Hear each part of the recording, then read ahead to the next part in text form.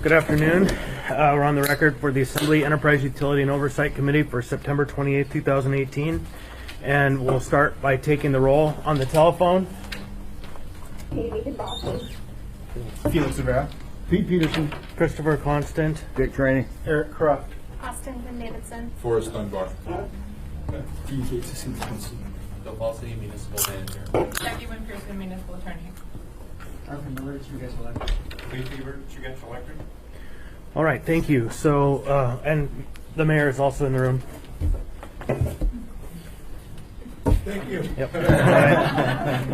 So, and various other members. For the purposes of the meeting today, we will have an update from the administration on the MLNP Chugach transaction. Ms. Pearson. Thank you, Mr. Chair. Thank you for your time this afternoon in this special session convened to discuss our progress in this important transaction. The municipal team and the Chugach team are pleased to come today to give a more comprehensive update on where we have been and where we are right now in negotiations on the sale of MLNP to Chugach Electric. We've reached an important milestone, which is the execution of a final term sheet for the deal. We're about halfway through negotiation of transaction documents for the deal, and we wanted to now kick off the process of bringing all those details to this body to start your review of the process, which will conclude, as you all know, in a vote before the end of the year on whether or not to approve the transaction. So I wanted to start by walking us through a sort of a refresher on how we got where we are, our timeline to date on this deal, where we started and where we are. As you all remember, January 23rd, this body approved AO 2018-1S, which was the ordinance sending the question to the voters of the municipality of whether or not the charter could be amended to permit a directed sale of the assets of MLNP to Chugach Electric. That was followed by our first ever vote by mail, which concluded on April 3rd with more than 65% of the voters overwhelmingly approving ballot Proposition 10, which enacted that charter amendment and made this directed sale possible. For the last 5 months, teams from Chugach and the municipality have been negotiating the nuances of that deal following the direction given by the ballot proposition. And you might ask, why has it taken us 5 months to get to this point? I'd say this is an enormously complicated transaction. We're extracting a significant portion of the municipality and transferring it. We have a lot of different issues that we were concerned about trying to iron out. We started from a very rudimentary set of terms, and we've been working towards something that is more nuanced. We're really pleased with how far we've come, what we have to present to you today, and we'll set out more details on that as we go forward today. We get to October 9th, which is when the ordinance that we're going to present to you today will be before the body for introduction, and we'll talk a little bit later in the presentation about what the timeline should look like, or is planned to look like after October 9th. So as further reminder of where we came from, this is the language of AO 2018-1S and the language that was actually on the ballot proposition for Proposition 10. The direction that was given to the MLNP and Chugach negotiating teams as we started down this discussion path.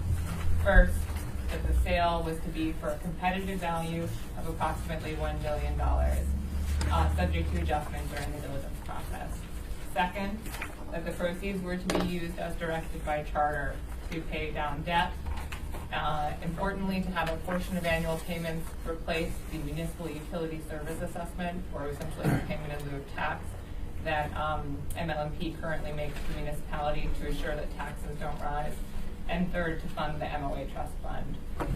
Then a commitment that Chugach Electric would not lay off MLNP or Chugach employees as a result of the transaction. And finally, no increase in the base rates paid by the customers of either Chugach Electric or MLNP. The actual charter language that was approved also included a timeline, again, that we're requiring approval of the Assembly by ordinance no later than the end of this year. And again, specifying that important piece that a portion of annual payments be designated as payment in lieu of taxes to assure that taxes don't rise as a result of this transaction.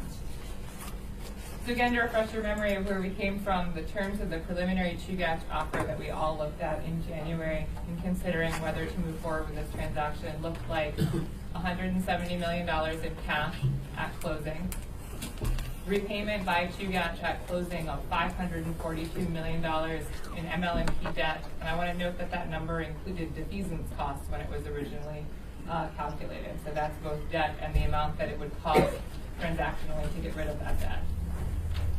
The payment of payment in lieu of taxes replacing MUSA for 30 years for a total net present value of $142.1 million. And then unsecured annual payments for 30 years with a total net present value of $170.3 million. And I want to emphasize that unsecured portion.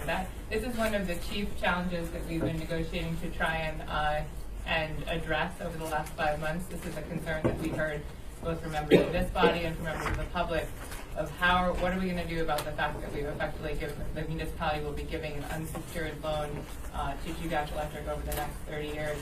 We're pleased to say that the transaction structure we're going to present to you today does address this issue, and this is one of the issues that we've been, again, has been the core of our discussions over the last several months. And again, at the outset, the total transaction value was $1,024 million. Again, subject to adjustment if you don't know. So what do we have in front of you today? What we have in front of you today is an ordinance which is yet to be numbered, which authorizes the sale, two things. It authorizes the sale of substantially all of the assets of Municipal Light and Power to Chugach Electric Association. And then it adds the nuance of approving a companion 35-year power purchase agreement with an incorporated option to purchase with Chugach for the power generated by the municipality's share of the Eklutna hydroelectric project. And I'll get into greater detail about why there's this. This is the major new nuance of what we're sending to you today versus what we've talked about thus far. The ordinance structure itself is fairly basic. It effectively sets out the details and the recitals of where we've come from, and then it provides for the approval both of the sale transaction and of the power purchase agreement. It contemplates attachments or exhibits. The two attached exhibits right now are the executed term sheets for the deal. I'll talk more about timeline, but we anticipate that those exhibits will be added to over time and additional final transaction documents are available. So when we have the asset purchase agreement, that will come in as an addition to Exhibit A and so on and so forth, and you will receive those exhibits as soon as they're available. We also have an accompanying AM that sets out some explanation, summary overview of what the terms of the deal are, and a summary assessment from the parties of why we think this is a good deal. We think that we've addressed a number of concerns and that this is a deal that is worthy of approval. In terms of the terms of the sale transaction, where we are right now, we have a total transaction value of $1,009,600,000, which is a little less than the $1,024 million that we previously discussed, and the reason for that is twofold. One is that in the interim, we actually calculated what debt defeasance really was, as opposed to taking an estimate. We determined what that actual number should be, and it's $13.3 million less than we thought it was, which means that we're not going to be paid for debt defeasance costs that we don't have. The PILT estimate also shifted ever so slightly as a result of the most recent MLMP rate case and calculation of what the value of the assets of the utility are. That's again a relatively minor shift because that's $1.6 million over the life of the PILT commitment, which was 30 years at the beginning. Now the cash payment by Chugach to the municipality at closing will be $767.8 million, which is higher than initially anticipated. Payments in lieu of taxes will be paid annually for 50 years. And there's an important nuance that I'll talk about a little bit more in a bit, which is that they will be calculated based on a formula tied to the proportion of assets located within the service territory as of the date of closing. Again, that's an important nuance for us. I'll go into greater depth about it in a moment.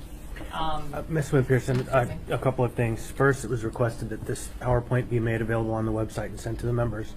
And Mr. Dunbar? That was what I was going to ask. Okay, and yeah, we'll have questions later then. Thank Certainly, you. Mr. Chair, as soon as this is complete, I'll make sure that this is available for the website and available in any other form that you'd like to request. Finally, as noted, the deal now includes a companion power purchase agreement with incorporated option to purchase for the power generated by the municipality's share of the Klutna hydroelectric project. This structure has the municipality keeping title to this asset for the duration of the agreement and selling the power to Chugach over that time. It gives the municipality financial benefit. Chugach benefits from this power being available, but the municipality also keeps that asset until the end of the agreement. And if there's ever a default under that agreement, it remains the municipality's asset. I also want to note that the value of that power purchase agreement will vary and is not yet determined.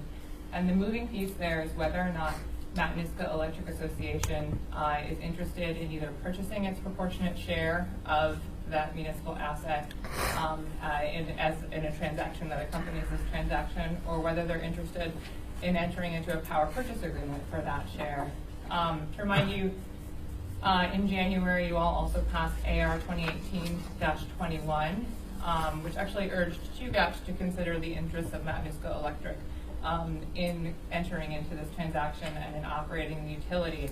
And we have attempted to incorporate the direction that the Assembly gave in that resolution by starting a dialogue now with MEA about whether they are interested in potentially taking some share of the Klutna asset at this point in the transaction.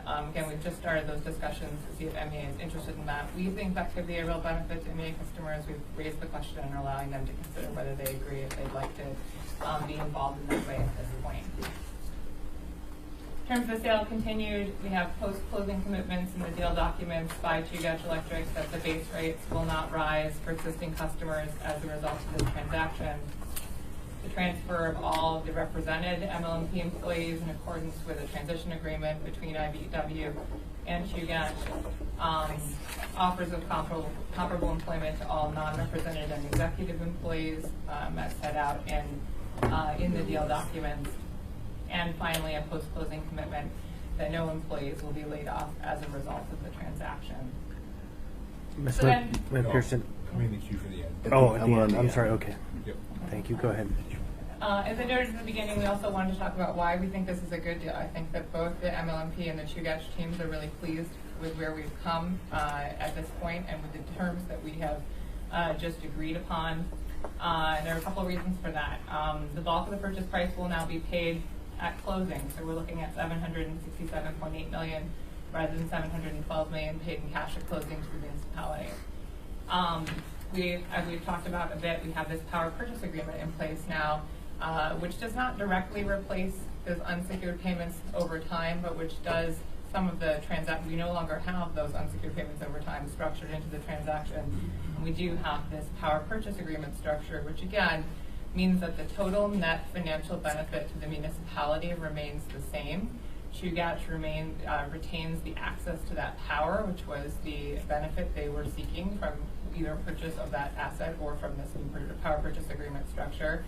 But the municipality also retains title to that asset for the duration of the agreement, which means it's our asset. If there's a default under that agreement, we keep it. We can do something else with it.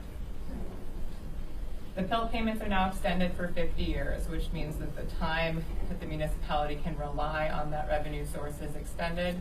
There will still be the question at the end of that of how that revenue source is replaced, but we have a longer period of time now to consider how to do that, what kind of structure to put in place to make sure that we can address that transition when it happens. We have the commitments that were requested that there will be no layoffs of MLMP or Chugach employees as a result of the transaction. Also, the commitment that there will be no increase in base rates for existing MLMP and Chugach ratepayers as a result of the transaction. I mentioned this before, but I want to emphasize again that there is nuance to how the PILT payment structure is calculated.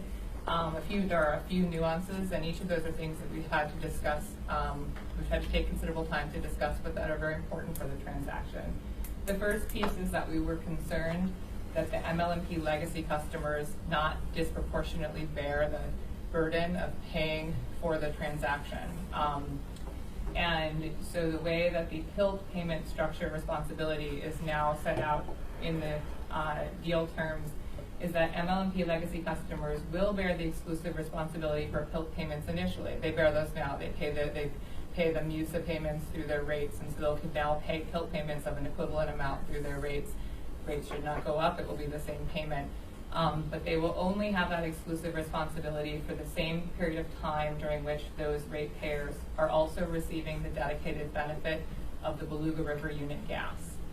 And so after 2033, when that BRU gas that benefit can be distributed across Chugach customers, the burden of making those PILT payments will also shift to all customers. Again, making sure that the MLMP legacy customers are not bearing disproportionate share of the responsibility for paying for this deal. Ms. Wood-Pearson, I just want to say thank you to all parties on that. Certainly. This is the second piece of that, which is that the PILT is calculated based on a formula tied to a proportion of the assets located within the MLMP service territory. Our concern here was that if the PILT continued to be calculated based on the actual asset investment within each service territory, that this would create a financial disincentive for ongoing investment within the MLMP legacy service territory, potentially to the detriment of the ratepayers within that service territory. So the way that it's structured now, we are using a formula which removes that disincentive. It makes it the same kind of, the same payments will be due whether or not a new asset is constructed within the MLMP service territory or across the street within the Chugach service territory. So again, a fine point, something that we've taken time to negotiate, but that we think is important for the MLMP legacy customers. So again, the attachments that you have with your AO today, you have the final executed term sheet for the overarching deal transaction, which is itself a fairly substantial document. We wanted to start this process now, even before we have the final asset purchase agreement, because this is an immensely complicated transaction. And we wanted to make sure that this body and the public had 2 months, at least 2 months, to be able to review the terms of this deal, to comment, to ask questions. So we're starting by rolling out the final term sheets, and then again, we will add the additional documents as they are complete over the next 2 months. We've also attached the term sheet for the power purchase agreement, which is a separate transactional document. We'll have separate documentation that has a separate term sheet. From here, what happens next? Again, we've put this AO in the queue for potential introduction by the body at the October 9th meeting. We have committed to the Assembly and to the Chugach Board that we'll have an asset purchase agreement finalized by October 24th. It's a pretty substantial document. And I would say generally when the Assembly reviews transactions, you look at the key terms. You generally don't always get the transaction documents. You certainly will here, because this is a transaction that is substantial enough for the municipality that we do tend to have all the documents be presented to this body. But I think the way in which we're structuring this process looks more or less like what we do for other transactions that the Assembly approves as well. We usually send terms and continue to negotiate deal documents as we move through the process. November will provide the opportunity for, I understand the body is interested in holding a first public hearing in addition to work sessions and potential community presentations. So you'll have that entire month to engage in that process. And I understand that you will schedule a final public hearing and vote on the ordinance for December 4th.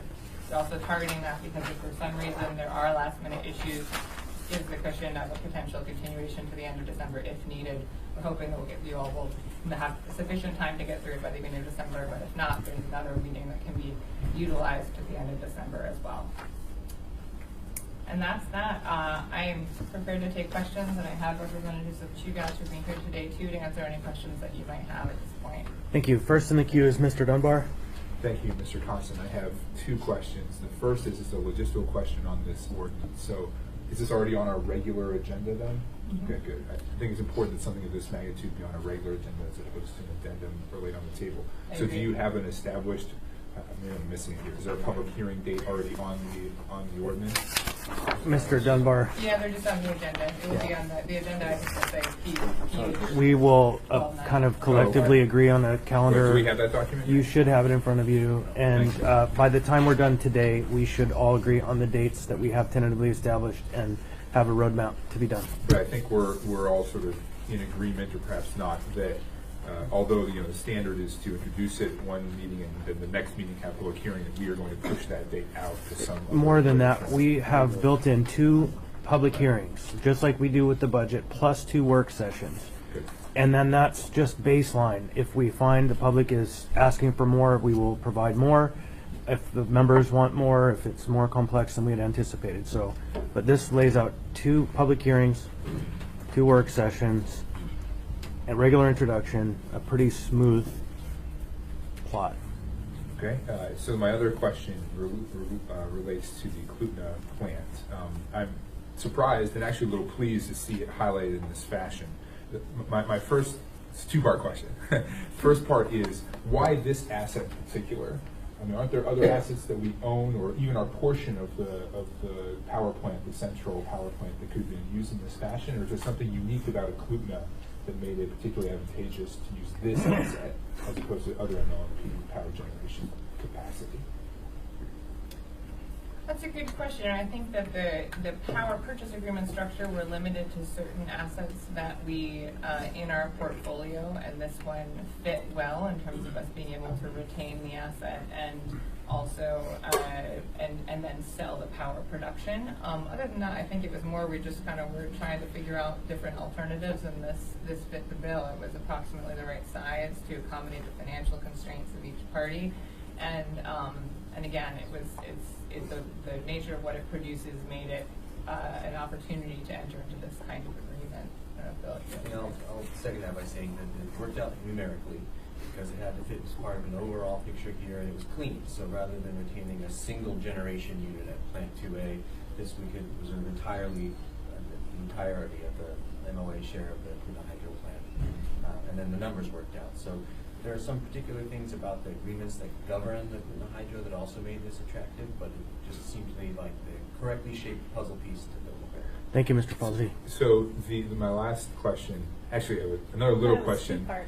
It's 2-part, same one. The Two-part. little one is, what actually will own the Klutna? Will it be MLMP and all of MLMP will just be this thing, or will it be a different part of the municipality? But then my more significant question relates to restoration of the Klutna River, which about the same time as we entered into this process, we passed a resolution at the assembly, and I spoke with Mr. Thiebert of Chugach about the fact that we were going to need some of the water that's currently going down to this power plant is going to need to be redirected. We don't know exactly how much, and that's what we're doing now, is studying how much, to restore the Klutna River. And there is a long-standing federal agreement and the possibility of lawsuits that would enforce the fact that that is going to happen. Some form of restoration is going to happen, and I think a number of us on this body want it to happen sooner rather than later. But I'm curious how this agreement plays into that desire. And from my perspective, I think it probably would help because we would have more direct control over this water. But I wanted to speak to that and to whether or not that was discussed during negotiations regarding this particular power plant in Sea of Highlands. Certainly. To the first question, who will own the asset, who will operate it? MLMP is not a separate corporate entity. It is the municipality, so the municipality will continue to own the asset. In terms of who will operate it, what structure will we need to be in place? We will certainly need to have someone designated as the municipality's representative to the body that shares governance of the asset. We haven't yet determined all the fine nuances of what else might be necessary to retain it. Generally speaking, the agreement is structured such that all accountability for operation, all of the expense and the personnel required to continue to run the asset will be borne by Chugach. So we really won't be running the asset anymore. We want the people that we currently have that work on this asset are going to be Chugach people going forward. But so we will have some sort of basic ownership structure in place, but there won't be a significant number of people required to make that possible. In terms of the restoration of the Klutna River, that is a matter that was discussed extensively by the parties, and I believe that it's contemplated in the term sheet in terms of what happens if, I mean, that's an accountability we've discussed, and that possibility is contemplated in the agreement and will be in the final agreement document. Okay, yeah, I scanned through this as quickly as I could since we just got there. I didn't see any mention of the Kootenai River. Are they actually in this document, or is it? In terms of the issue is just that that Chugash will be responsible for dealing with that issue when it comes up. Where's that? Which document? It should be in the power purchase agreement. Power purchase. Yeah, it's the Fish and Wildlife Agreement. Term sheet.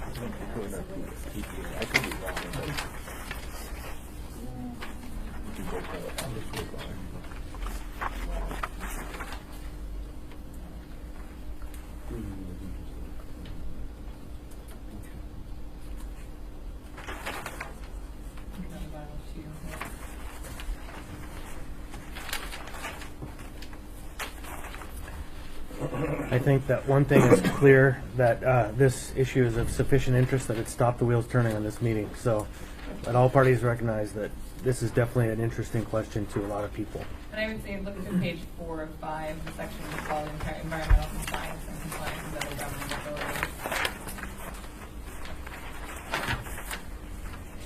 And that was negotiated specifically contemplating that policies, rules, regulations, and requirements for use of the river in the winter time. Can we have that explicitly stated here, or is that going to be more appropriate for something else we're going to have passed or before us in the near future? I think that level of detail is more appropriate for the actual deal documentation than for the term sheet. Great.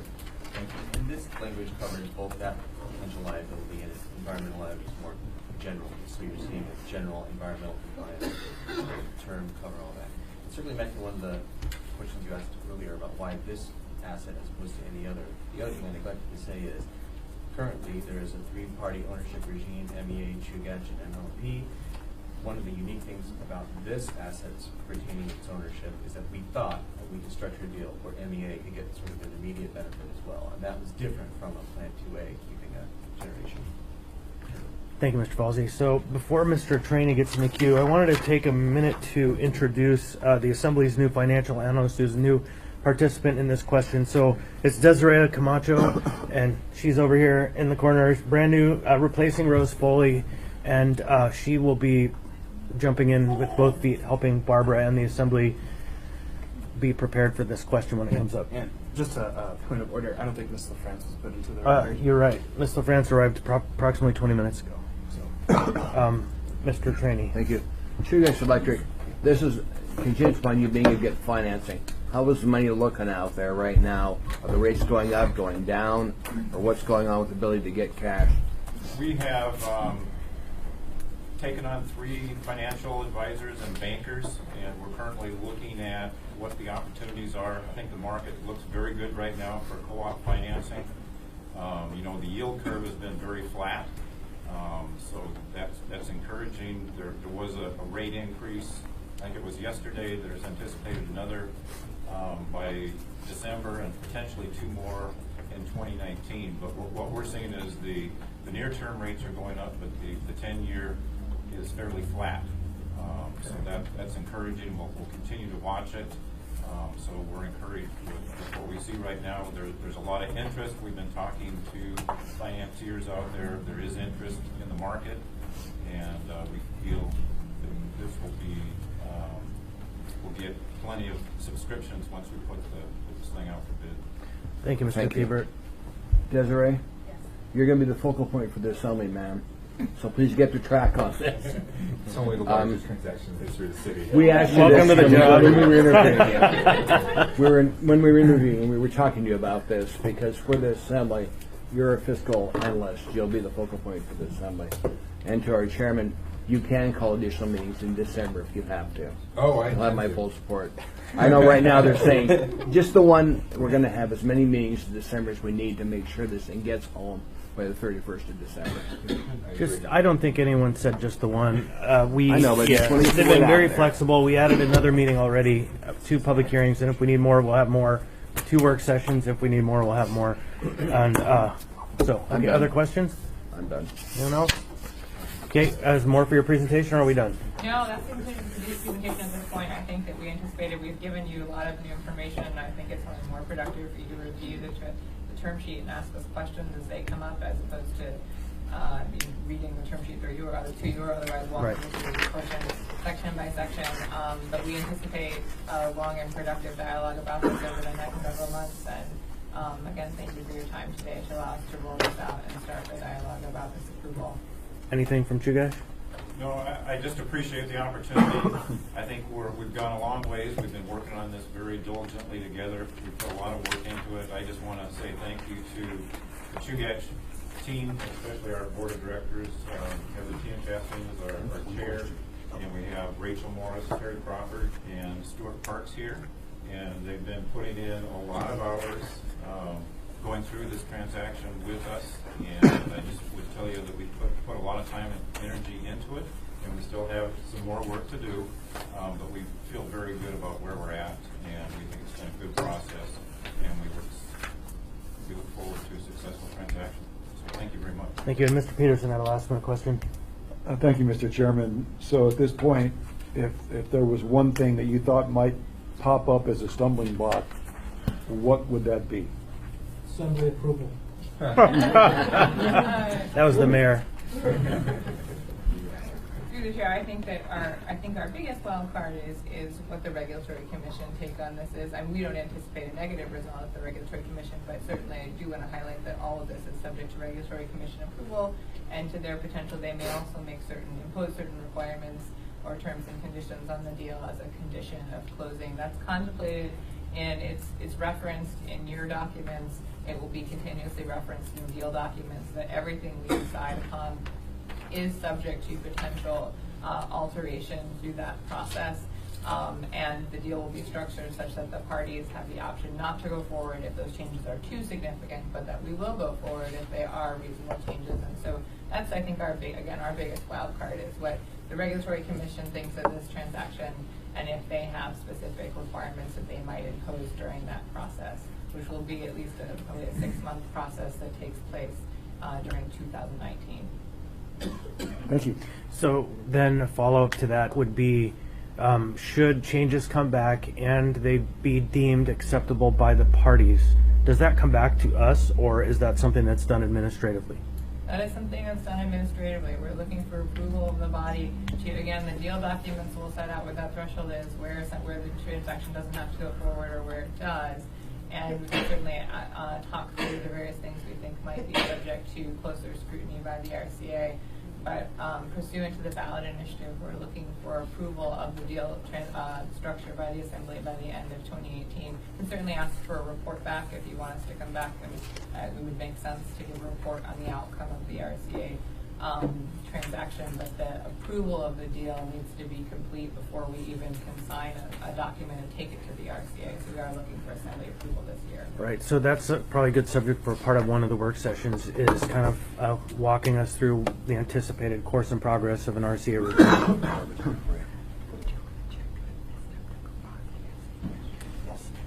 Ms. Demboski, do you have any questions on the phone? Still there? Nope, doesn't appear so. Yeah, I'm Oh, here. Sorry, okay. I had to unmute my phone. No, I don't have any questions right now. Thank you. Again, if you look at the proposed calendar, introduction will be at the next meeting on the regular agenda. First work session will be November 2nd, a Friday. One thing to note, the November 7th meeting for the first public hearing will be an unusual Wednesday meeting because the election is the day before. Thursday the 15th will be another meeting of the Assembly Enterprise and Utility Committee, but really a work session, number 2. And then proposed or anticipated public hearing and final action will be December the 4th. With that, we'll open it up to audience participation. Actually, I have Oh, I'm sorry, Mr. Dunbar, before we go there. we have until 1, right? Yes. Not that, again, still not a target. But, so I'm looking at this, and you know, I certainly will schedule the work session on the 7th. I think that's wise. So I believe we vote on the budget the 20th. Is that correct? Right.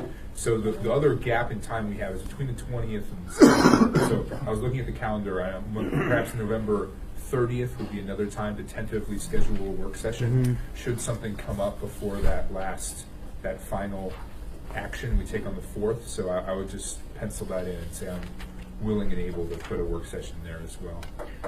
Well, I think I would ask, is there any objection to this calendar? And if there isn't, then we just set this up and we work with it. Can we ask Barbara to put a tentative hold on that time period and that date? Yep, So Barbara. it doesn't get too Will you secure that and the On room, that date, if you would, Barbara, just so we know it's coming. and then publish these dates on the website real clear for the public to see. Okay, any other questions of the body? Okay, public comment. Go ahead, audience participation. My name is Eugene Carl-Hazelman, I represent myself. I live in the Mackinson Valley, follow the public process done appropriately. This one may, and coming by is more likely in the public interest. First note, minimum requirements of Open Meetings Act, the time, date, and location. Again, another meeting. The location for this meeting was noted on the website. Even as I speak, we're downstairs. Frequently, I see the Assembly Ethics Election Committee have their meetings in different locations where they announce it, and it's happening here with this meeting. So let's go on. I see 2 public hearings. Thank you. If you heard my words in the past, it says the more complex and complicated issue is, the more notice, the more opportunity the public to be heard. And I'm glad you're having 2, but I strongly recommend 3. Now, I would like to remind you, maybe you didn't hear me say this, but I did say it, at a town hall meeting, the president was with the mayor, Representative Chugach, and MLMP, before the voters decided to vote one way or the other. It was down in the Assembly chambers. I remember how that meeting, town hall meeting, started with the following. Instructions were to the people that were in the room, in the Assembly, main Assembly building, Lusac. The public was told that you could only question and not comment. That's what happened at that so-called town hall meeting. And I was there, and after my comments, because I questioned, put my questions, and there was a strong applause to what I said. Now, I'll remind you, you already had a past history of how you ran that election, and now you're going on the issue about dealing with this agreement. Now, I'm not here to say for or yes this agreement, because we don't even see the agreement yet, but they're still working on it. But the process has not been good in the past for going to the voters. It's not good for this meeting because you're not even time, date, and location. You want to connect with the people. Well, how can they be at these meetings on this issue? Because most of Anchorage is working. But I also like a little footnote. There was a reference to MEA, Mountains Electric Association. Now that includes both customers in Anchorage and the Valley. I've attended a number of board meetings over the years there, and I've witnessed that I consider all the meetings I attended the least transparent operation that I've witnessed over the years. And with all due respect, I would caution Anchorage and would strongly encourage being very careful when you connect with MEA, because they sent a letter to me once that I'm not even allowed to take photographs at their MEA board meeting. That came from the current general manager. So that's how transparent they are. And then a footnote is just last piece. And do you have my time? Just wrap it up. Okay. Yeah. All I'm going to say is this: is that the packets are not available for that particular MEA to the public.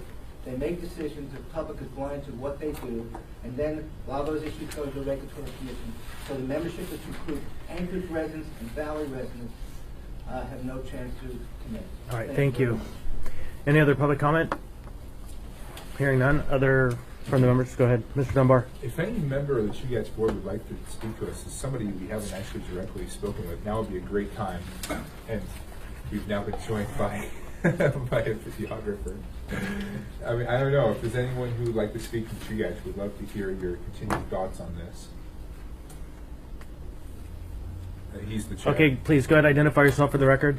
Hi there. I'm Bettina Chastain. I'm the chair of the Chugach board, and I just wanted to let you all know that as Lee had said, we have been working very, very diligently, very, very hard. The management team has brought us along through the entire process, and I would say that we are as informed on the terms of this, the ongoing terms of this deal as any layman board members could possibly be, and we are very much in favor of this, and I think it's a great thing for the community, and we hope that the assembly can come to the same kind of conclusions that we've come to, that this is a very good deal, and we think it's going to be a very successful acquisition, and I think it's going to be great for the Enbridge community. Thank you. Thank you. You know, for the record, Mr. Weddleton just arrived, which means he's buying. So, okay, any other input, comments, questions, or concerns? So you have before you submitted the term sheet for both parts of the transaction, a press release from Chugach and the municipality, timeline with an amendment. And with that, do your homework. We're adjourned. You gotta hit the thing.